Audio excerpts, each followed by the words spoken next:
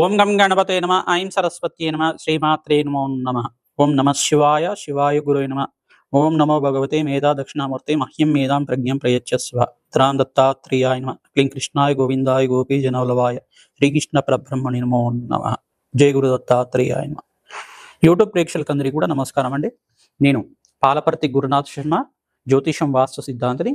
మీకంతా కూడా గోచారరీత్యా గ్రహాల యొక్క స్థితిగతి కలియిక, ఈ యొక్క ఖగోళ శాస్త్రంలో అంతా కూడా గ్రహాల యొక్క ప్రభావం అంతా కూడా మానవాళి మీద ఈ రకంగా ఉంటుంది. గోచారరీత్యా గ్రహాల యొక్క స్థితిగతి కలియిక, ఈ యొక్క దృష్టి, వాటి యొక్క ప్రభావం అంతా కూడా ఎటువంటి ప్రభావం అంతా కూడా ఈ యొక్క జ్యోతిష పరిభాషలో అంతా కూడా జ్యోతిష శాస్త్ర ప్రామాణికంగా అంతా కూడా పరిహారం చెప్తున్నాం.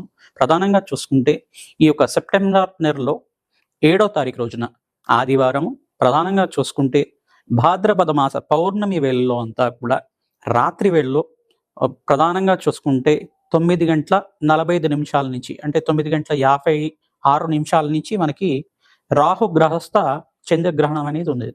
ఇది శతభిష నక్షత్రయుక్తంగా మరియు పూర్వభద్ర నక్షత్రయుక్తంగా కుంభరాశిలో అంతా కూడా రాహు ఈ యొక్క చంద్రగ్రహణం అనేది, రాహుగ్రహస్థ చంద్రగ్రహణం అనేది సంభవిస్తుంది. కావున ప్రధానంగా చూసుకుంటే ఈ గ్రహణం అంతా కూడా భారతదేశంలో కనబడుతుంది, వర్తిస్తుంది. ఈ యొక్క చంద్రగ్రహణం అనేది భారతదేశంలో అందరికీ కూడా కంటికి కనబడుతుంది. కాబట్టి ఇది గ్రహణ నియమాలందరూ కూడా భారతదేశంలో ఉండే మన ప్రజలందరూ కూడా పాటించాలి. గ్రహణ నియమాలందరూ కూడా పాటించాలి. విశేషంగా గర్భవతులంతా కూడా గ్రహణ సమయంలో అంతా కూడా ఈ యొక్క ప్రధానంగా చూసుకుంటే భగవత ఆరాధన చేసుకోవడం, అమ్మవారి నామస్మరణ చేసుకోవడం, గ్రహణ నియమాలంతా కూడా పాటించడం. ఈ యొక్క గ్రహణానికి ముందుగా, అంటే ప్రధానంగా చూసుకుంటే 6 గంటల ముందుగా భోజన సేవనం అనేది చేయాలని చెప్పేసి అంటారు. ప్రధానంగా మధ్యాహ్న కాలంలో అంతా కూడా ఈ యొక్క దేవతలకు ప్రీతికరంగా మధ్యాహ్నాలలో అంతా కూడా పితృకార్యాలంతా కూడా నిర్వహించుకోవడం, సాయంకాల వేళలో అంతా కూడా ఉపవాసం ఉండే విధంగా ప్రధానంగా చూసుకుంటే ఏదన్నా కానీ ద్రవ్య రూపంగా తీసుకోవచ్చు, కానీ ఈ యొక్క అన్నం కానీ తీసుకోకుండా, అంటే గ్రహణ సమయంలో అంతా కూడా కొంచెం జీర్ణాశయానికి కొంచెం ఇబ్బంది కలిగే విధంగా ఉంటుంది. కావున కొంచెం అన్నం తీసుకోకపోవడమే మంచిగా చెప్పడం జరుగుతుంది. 2 గంటల ముందు, ప్రధానంగా గ్రహణం సంభవించే 2 గంటల ముందు కానీ 5 గంటల ముందుకైనా కానీ ఏమీ తినకుండా భగవంత ఆరాధన చేసుకోవడం కానీ, ఫలాలు కానీ తీసుకోవడం కానీ చేసుకున్నా కానీ పర్వాలేదు. కానీ ఓపిక ఉన్న వాళ్ళు ఖచ్చితంగా అంతా కూడా ఏం తినకపోవడమే మంచిగా చెప్పడం జరుగుతుంది. ఈ యొక్క గ్రహణ సమయం అంతా కూడా చూసుకుంటే రాత్రి 9:56 నుంచి ఈ యొక్క సెప్టెంబర్ 7వ తారీఖున రోజున ఈ యొక్క గ్రహణం పట్టు అనేది స్టార్ట్ అవుతుంది. ప్రధానంగా పట్టు సమయం అంటారు. దాని అంతా కూడా గ్రహణ కాలం అని చెప్పేసి అంటారు. గ్రహణ కాలము మరియు మోక్ష కాలం అంతా కూడా చూసుకుంటే రాత్రి పూట, ప్రధానంగా ఈ యొక్క రాత్రి వేళల్లో అంతా కూడా చూసుకుంటే 1:32 మోక్షకాలం అని చెప్పేసి అంటారు. పట్టు స్నానము, విడుపు స్నానం చేయాలి. ప్రధానంగా దేవతార్చన చేసుకునే విధానంగా జపాన్ని ఆచరించే వాళ్ళు, మంత్రోపదేశం ఉండేవాళ్ళు నిత్యమంతా కూడా వైదిక కర్మలు ఆచరించే వాళ్ళు కానీ, మంత్రోపదేశం ఉన్న మంత్రాన్ని అంతా కూడా నిత్యం అనుష్ఠానం చేసుకోవడం, జపాన్ని ఆచరించడం, అమ్మవారి నామస్మరణ చేసుకోవడం కానీ, ఇష్టదేవత నామస్మరణ చేసుకోవడం వల్ల గ్రహణ దోషాల నుంచి బయటపడడానికి ఆస్కారం ఉంటుంది. ఈ యొక్క వివిధ రాశుల వాళ్ళకి శుభ ఫలితాలని, వివిధ రాశుల వాళ్ళకి మధ్యం ఫలితాలని, వివిధ రాశుల వాళ్ళకి మరి యొక్క అధమ ఫలితాలు, అంటే కష్టమైన ఫలితాలు అని చెప్పేసి అని చెప్పడం జరుగుతుంది. ఈ యొక్క చంద్రగ్రహణ ఫలితాలంతా కూడా చూసుకుంటే 6 నెలల దాకా, ప్రధానంగా మేషాది ద్వాదశ రాశుల వాళ్ళకి 6 నెలల దాకా ఈ గ్రహణ ప్రభావం అనేది ఉంటుంది. ఈ లోపలగా ఏంటిదంటే ప్రధానంగా చూసుకుంటే గ్రహణ దోష నివారణార్థం అందరికీ కూడా దాన కార్యక్రమాలు ఆచరించుకోవడం వల్ల 1,00,00,000 రెట్టు పుణ్యప్రాప్తి కలుగుతుంది, అష్టైశ్వర్య యోగం కలుగుతుంది, అఖండమైన 1,00,00,000 యజ్ఞాలు చేసుకునే ఫలితం కలుగుతుంది. యజ్ఞాధికృతులు చేసుకోవాలి. ఈ యొక్క జపాన్ని ఆచరించడం వల్ల ఎవరైతే భగవంతుడి ఆరాధన గ్రహణ సమయంలో చేస్తూ ఉంటారో, జపాన్ని ఆచరిస్తూ ఉంటారో, నిత్యమంతా కూడా వాళ్ళకి ప్రధానంగా చూసుకుంటే 1,00,00,000 రెట్లు జపం చేసిన ఫలితం అంతా కూడా వస్తుంది అని చెప్పేసి అంటారు. నది స్నానం చేస్తూ ఉంటారు. నది స్నానం కానీ, ప్రధానంగా పుణ్యక్షేత్రాలన్నీ కూడా, ప్రధానంగా దేవాలయాలన్నీ కూడా గ్రహణ సమయంలో అంతా కూడా మూతివేసి ఉంటాయి. మరియు శుద్ధి చేసుకుని పుణ్యావచనం అంతా కూడా చేసుకున్న తర్వాత మరుసటి రోజులో అంతా కూడా దర్శన భాగ్యం అనేది ఇవ్వడం జరుగుతూ ఉంటుంది.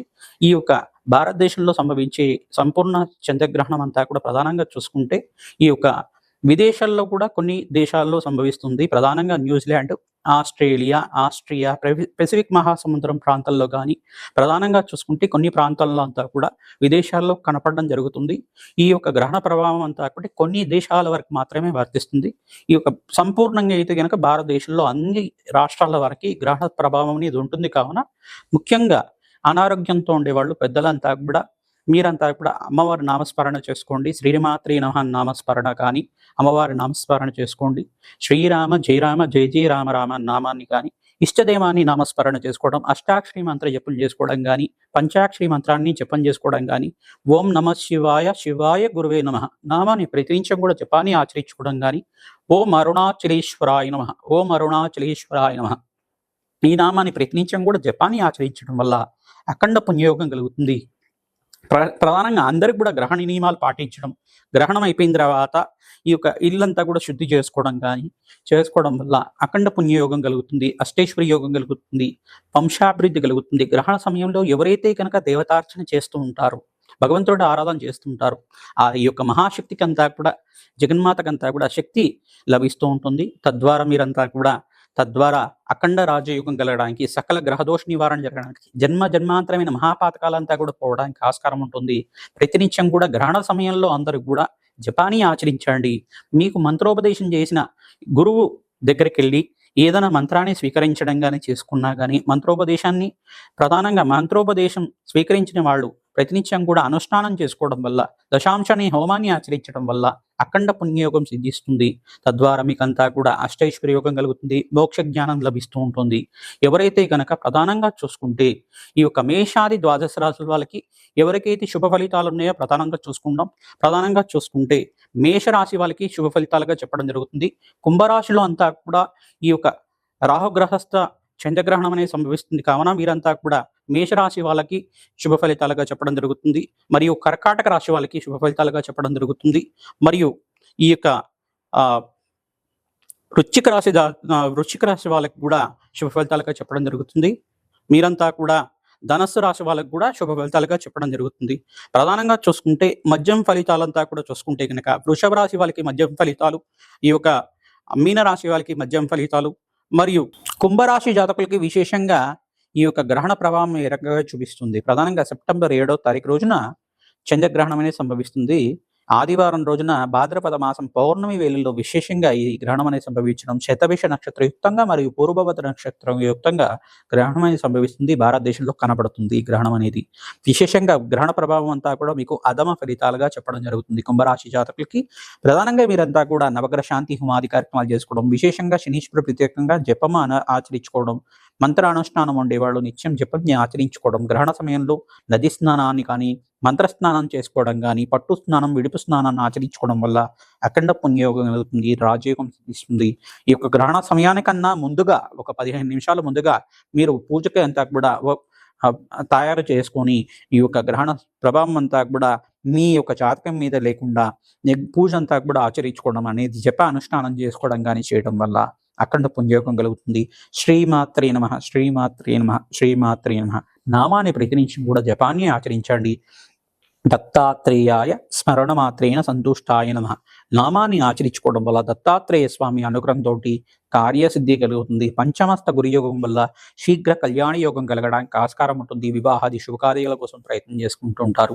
మంచి జరగడానికి మీరంతా కూడా నవగ్రహ శాంతి హోమాది కార్యక్రమాలు, చండీ హోమాది కార్యక్రమాలు చేసుకోవడం కానీ, పుణ్యక్షేత్ర దర్శనం చేసుకోవడం కానీ చేయడం వల్ల అఖండ పుణ్యయోగం కలుగుతుంది. బీదవాళ్ళకి అన్నదానం చేయండి. రావి చెట్టుకి ప్రతినిత్యం కూడా 27 ప్రదక్షిణాలు కానీ, ఈ యొక్క 108 ప్రదక్షిణాలు కానీ చేయడం వల్ల అఖండ పుణ్యయోగం కలుగుతుంది. శివాలయంలో కానీ, ఆంజనేయ స్వామివారి దేవాలయంలో కానీ, అమ్మవారి దేవాలయంలో విశేషంగా ప్రతినిత్యం కూడా 54 ప్రదక్షిణాలు ఆచరించుకోవడం కానీ చేయడం వల్ల అఖండ పుణ్యయోగం కలుగుతుంది. విశేషంగా కుంభరాశి జాతకులంతా కూడా ఏలినాటి శని ప్రభావంలో ఉన్నారు కావున విశేషంగా శనీశ్వర ప్రత్యేకంగా తిలలు దానం చేసుకోవాలి.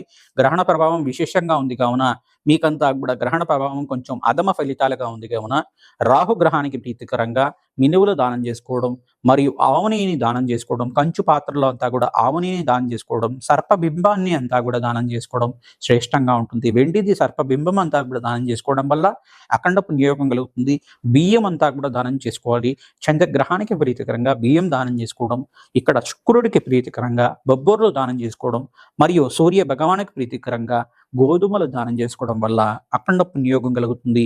రాజయోగం సిద్ధిస్తుంది. మీకంతా కూడా సకల గ్రహదోష నివారణ జరగడానికి ప్రతినిత్యం కూడా ఈ యొక్క అమ్మవారి నామస్మరణం చేయండి.